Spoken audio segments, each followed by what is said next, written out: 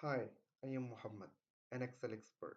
In today's video, I will walk you through over the sales data analysis project I completed for a restaurant owner. So, the client needed to analyze the sales performance for the quarter 2 of 2024. He already has data, but the problem is that it was not clean, user-friendly, and easy to read. So, I started by cleaning the raw data and creating a well-structured, user-friendly data entry sheet. Here you can see that, like that. Then I moved to on to analyze data. So I utilized pivot tables for creating the sheets like for the customers who ordered only once in April, May, June. Same as like one-time customers, two-time customers, three-time customers, and 5+ time.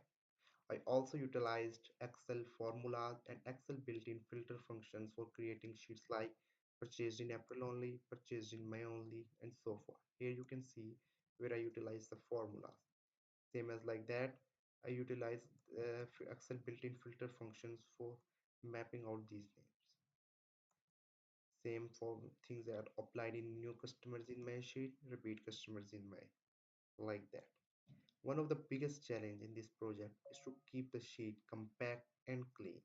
So that's why instead of covered crowding all the pivot tables into the one sheet, I split them into the multiple sheets to keep the sheet more cleaner and professional look. Now, the result. The client now can make better, smarter marketing decisions by just looking at the data of the frequency of the customers. Thanks for watching. If you are looking for similar sales analysis or any other custom Excel solutions, I would love to help. Thank you.